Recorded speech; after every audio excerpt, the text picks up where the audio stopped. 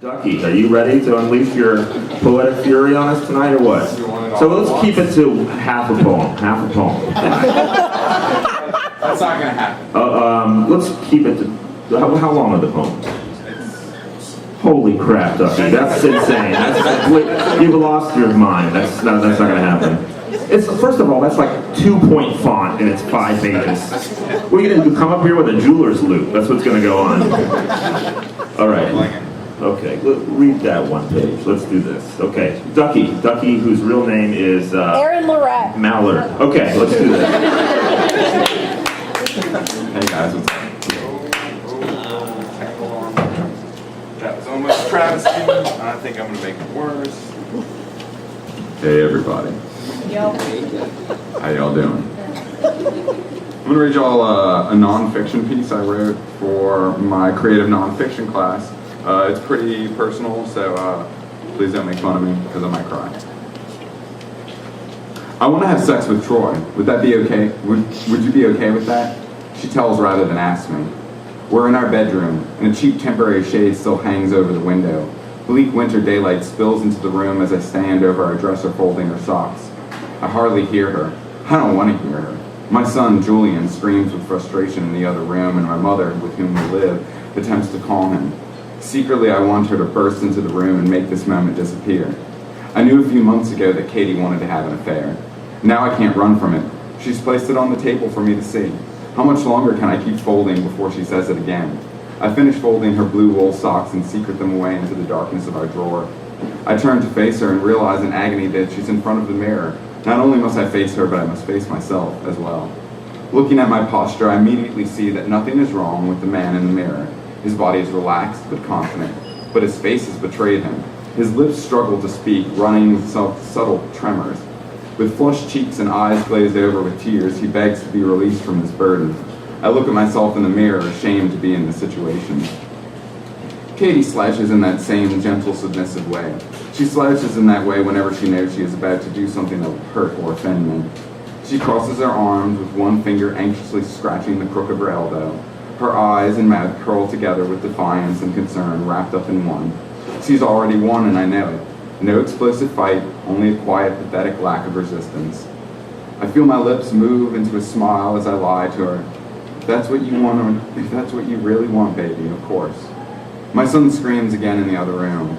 I sit down on the bed and drag my hand across in her direction as if to welcome her. She sits down next to me, and though I know that I've just lost her, I'll stomach her discourse. Because I love her, and I'm a good boyfriend. She touches my hand, and I forget about the man in the mirror and his current woes. I love her, she loves me, and it will all be fine.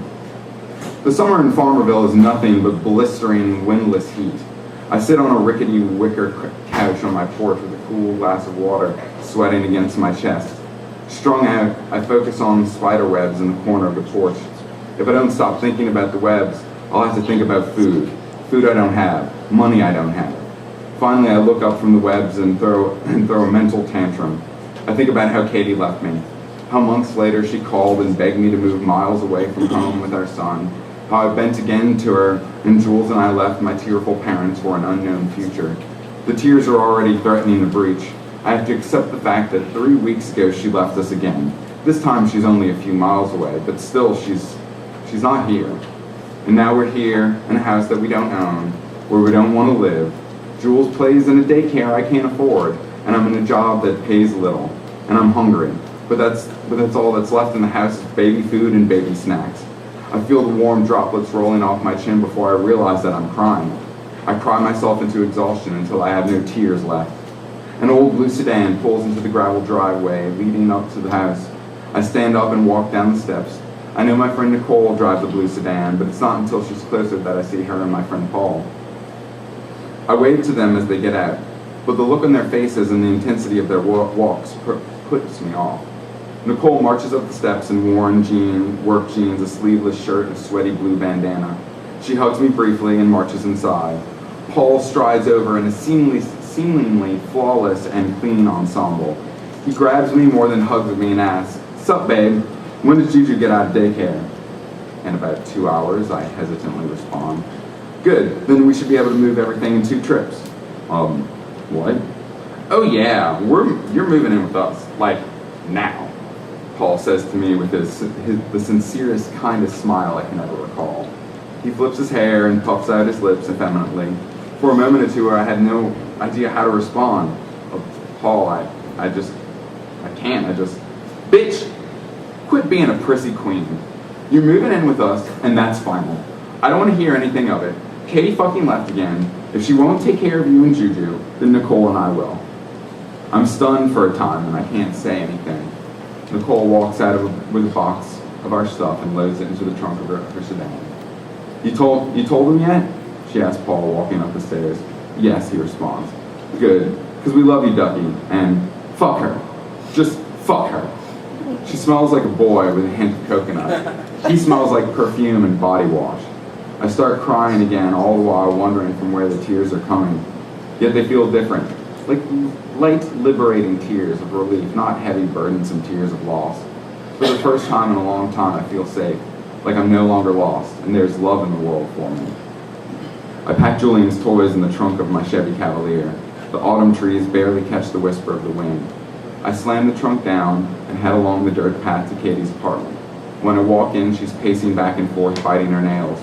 She's crying and she looks at me with this truly tragic look. But where before I yielded to her tears, now I won't care. I survey the room, making sure that the last of Jules' toys are packed before looking over at him. He's watching cartoons. He has no idea what's about to happen. Julian, I called him. Say goodbye to Mama. Without hesitation, he rises and walks over to her. His eyes never leave the TV as he hugs her. Katie bends over to him, but he's next to my side before she can really hug him. I have to tell him once again to say goodbye. I don't blame him for being distant. He doesn't know her, and he doesn't understand. In this instance, the autism is a blessing. And that's why I'm doing what I'm doing, I tell myself. I need help, and I can't do this alone. Moreover, I'm done. I'm over it all. She looks up at me from her crouched position and pleads with me one last time. I can't see the color in her eyes. There's so many tears. God help him. I care. But I have to leave. I can't stay any longer. Katie begs, please, don't do this. I'm sorry. We'll try again. We'll be better. I love you. I love you both. I only shake my head. No, Katie. I'm not going to chase you anymore.